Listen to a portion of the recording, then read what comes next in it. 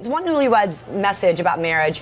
It's really exploded on the internet. 27-year-old Seth Adam Smith has written a blog about his fear of commitment in which he declared that marriage was just not for him.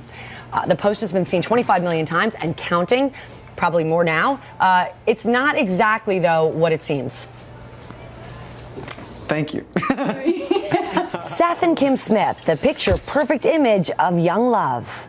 Good. Thanks. Mwah. Kim and I met in high school when we were 15. Definitely the most beautiful girl I'd ever known. Friends for nearly a decade, they fell in love and got married.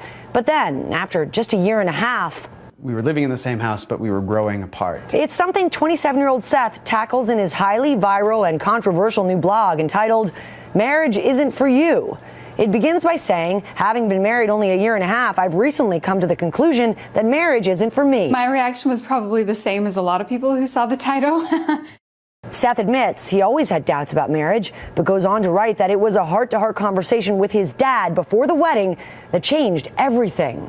He said, this decision to marry her is not about you. I mean, it's about the person you're marrying. And that just changed my entire way of thinking. And one night, when frustration with his new wife turned to anger, Kim turned the tables, embracing him with kindness and love. I really felt like I had two choices. I could react in anger and our relationship would get worse, or I could choose to try to see past my own frustrations and my own hurts and try to understand what Seth was feeling. And in that instant, Seth had his aha moment. I think the biggest thing that I learned from Kim's response was that this marriage wasn't about just me. It was also about the woman that I married. And somewhere in that, I had lost sight of who Kim was and what she needed and her hopes and her dreams. Wow. All right. Well, joining us now to talk more about marriage is relationship coach Donna Barnes. And Donna, this has resonated in such a big way with people. Why do you think? Yeah, I think because a lot of people think it or feel it and are afraid to say it. Yeah. Commitment issues are rampant. And I think, first of all, this guy got great advice from his father, because I think anytime you're feeling anxiety and that kind of stress, if you can take the attention off of you, it'll help relieve that anxiety. So that was awesome advice from his dad. Well, and we get so many messages from our culture to say, no, think about yourself first. And he's saying, flip it around. Well, you know, in a great way. If you're in a loving relationship that's really right for you and that has commonality, because commonality is what makes a relationship right for you.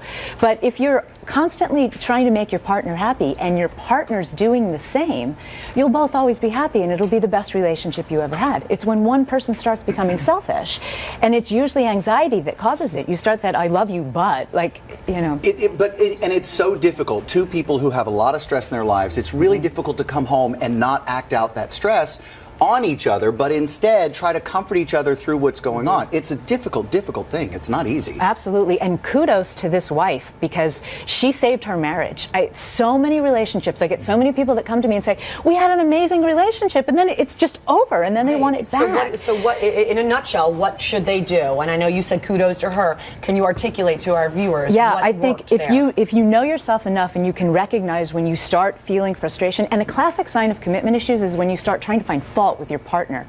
So if your partner starts finding fault with you, if you don't defend yourself and you can recognize, okay, this is something that's going on bigger here, and you can take your emotions out of it and try to remain calm, you'll have a much better result. Good advice. Great advice. Thank you so much, Donna.